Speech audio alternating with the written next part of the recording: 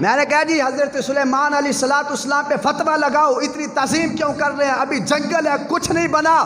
لیکن اللہ کا نبی بھی ادب کر کے بتا رہا ہے کہ لوگوں جب تم آؤ، ابھی تو مصطفیٰ نہیں آئے، ابھی مدینہ شہر نہیں بنا، مصطفیٰ آئیں گے پھر شہر بنے گا، اس کے بعد حضور کی قبر بنے گی۔ فرمایا میں ہزاروں سال پہلے اس زمین کا ادب کر رہا ہوں، اگر میرے بعد کوئی اس شہر میں آ جائے اسے چاہیے کہ اس زمین کا ادب کرے، اگر ادب کرے گا اللہ اس کی بخشش فرما دے گا۔ یہ تو حضرت سلیمان علیہ السلام ہمیں بتا کے گئے ہیں کہ اس زمین کا ادب کرنا ہے۔ میں کہتا ہوں کہ اگر آج مدینہ میں میرے مصطفیٰ لیٹے ہیں، اگر حضرت سلیمان علیہ السلام آج آ جائیں تو مدینہ کا کتنا ادب کرتے ہوں گے۔ یہ ہے جناب جنہوں نے ادب کیا ہے۔ لو جی، اب بات چلی تھی کہ مدینے کیسے بندہ جاتا ہے جی، اس میں پیسے کی حاجت ہوتی ہے؟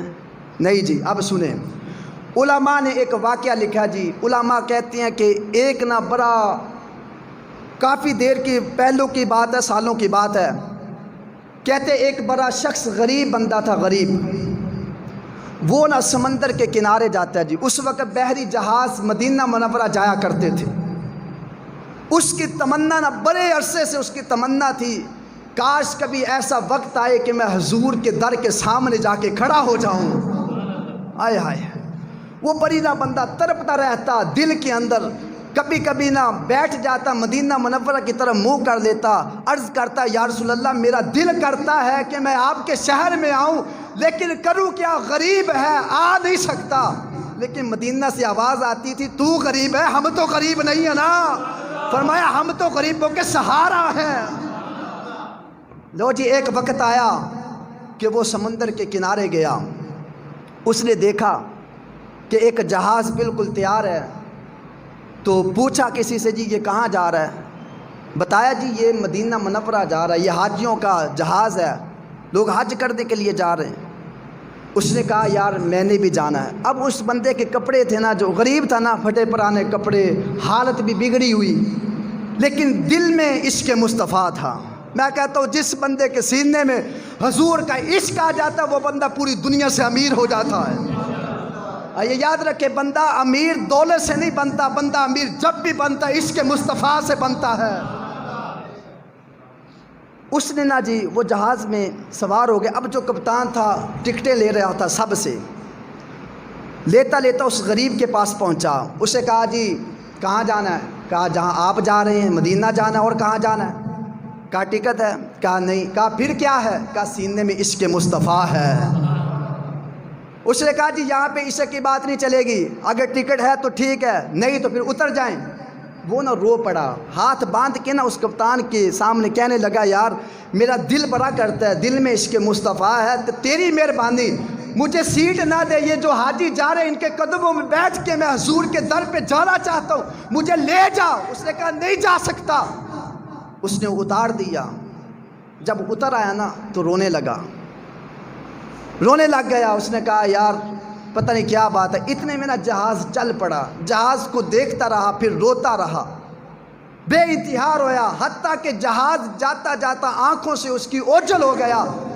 جب چھپ گیا تو اس کی حالت اتنی خراب ہو چکی تھی، اس کی زبان سے یہ الفاظ نکلے، مدینہ کی طرف اس نے منہ کیا اور یہ الفاظ نکلے اس کی زبان سے، کہنے لگا مدینے والے آقا اگر آج میں مدینے نہ پہنچا تو میں گلیوں بازاروں میں اعلان کروں گا کہ لوگوں مدینے والا جو آقا ہیں وہ غریبوں کے نبی نہیں ہیں، وہ امیروں کے نبی ہیں۔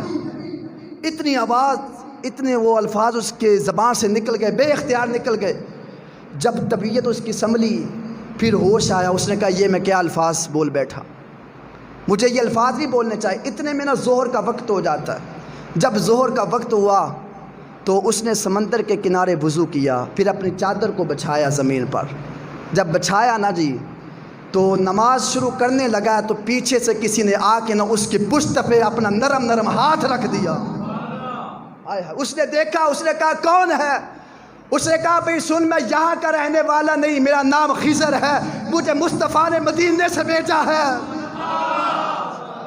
اس نے کہا کیسے آئے ہیں؟ اس نے کہا تمہیں لینے کے لیے آیا ہوں۔ اور آقا فرما رہے ہیں کہ میرے غلام جاؤ سمندر کے کنارے میرا ایک غلام تڑپ رہا ہے، فرمایا اس کو میری بارگاہ میں لے آؤ۔ کہا تمہیں لینے آیا ہوں۔ اس نے کہا ہاتھ پکڑو، ہاتھ پکڑا جناب۔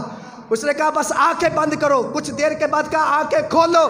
جب اس غریب بندے نے آنکھیں کھولی تو سامنے مصطفیٰ کا روضہ تھا، سامنے مصطفیٰ کا روضہ تھا جناب۔ اتنے میں وہ جو جہاز والے گئے تھے وہ بھی پہنچ گئے۔ اس کپتان نے دیکھا، کہا غریب آدمی یہاں پر، کہا تیری کیا اوقات، تو پہنچ نہیں سکتا، تو کیسے پہنچ گیا؟ اس نے جناب کمال کا جملہ کہا۔ اس نے کہا کہ سن، فرمایا تو جو پہنچا ہے تم جہاز کے ذریعے پہنچے ہو، میں نبی کے عشق کے ذریعے پہنچا ہوں۔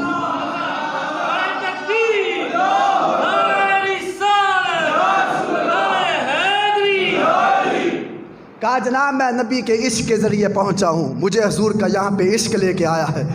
وہ جو کپتان تھا نا وہ اس غریب آدمی کے قدموں پہ گر گیا۔ اس نے کہا یار مجھے آج بات سمجھ آئی ہے کہ یہاں مدینہ میں جو بندہ آتا ہے وہ پیسے کے ذریعے نہیں، وہ تو حضور کے عشق کے ذریعے آتا ہے۔ کہا جس پہ حضور نظر ڈالتے ہیں حضور اس کو بلا لیتے ہیں، اس میں کوئی شک نہیں ہے یار، غریب بندہ بھی ہو تو حضور کی بارگاہ میں پہنچ جاتا ہے۔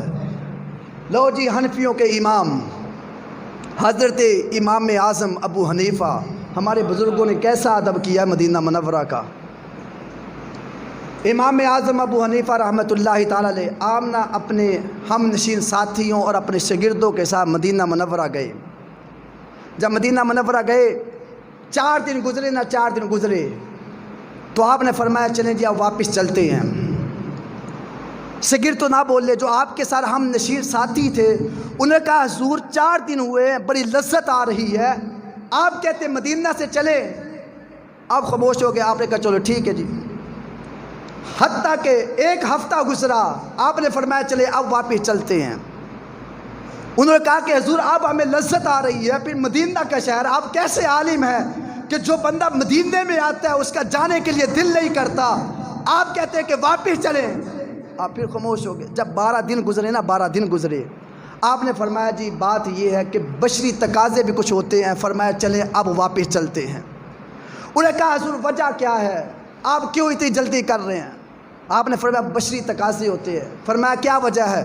آپ نے فرمایا کہ آج 12 دن ہو گئے، فرمایا میں جب اپنے گھر سے وضو کر کے چلا تھا، فرمایا جو میں نے اپنے گھر کے اندر وضو کیا تھا 12 دن ہو گئے ابھی تک اسی وضو کے ساتھ قائم ہوں۔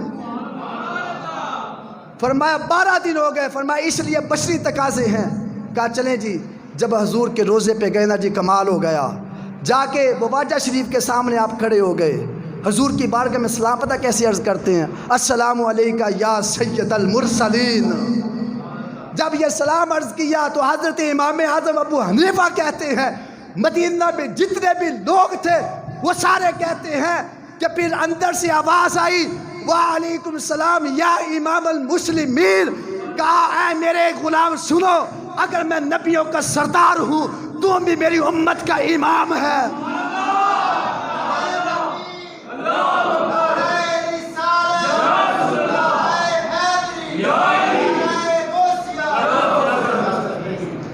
لوگ کہتے ہیں جی حضور جانتے نہیں ہیں، حضور مر کے معاذ اللہ مٹی بن گئے۔ میں نے کہا امام اعظم سے بڑھ کے کون جانتا ہے؟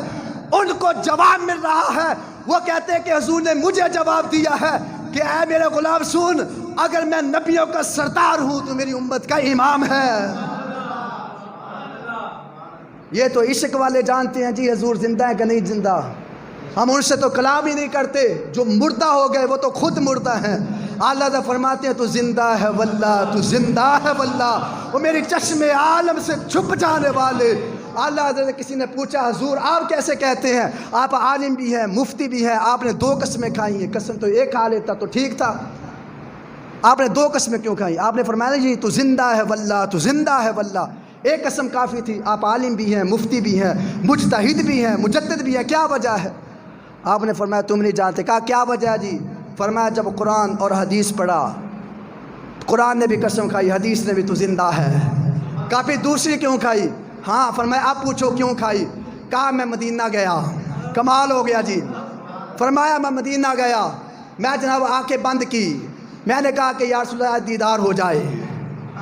کہا کہ جب میں مدینہ منورہ پہنچا مواجہ شریف کے سامنے میں جناب آنکھیں بند کر کے کھڑا تھا تو کہتی ہیں کہ جب میں نے اپنی آنکھیں کھولی تو دیکھا وہ دوحہ والا چہرہ سامنے ہے. تو کہتے میری زبان سے بے اختیار نکل پڑا تو زندہ ہے واللہ تو زندہ ہے. اعلیٰ حضرت فرماتے ہیں ایک قرآن اور حدیث پڑھ کے قسم کھائی, دوسری جب آنکھوں سے دیکھا پھر قسم کھائی.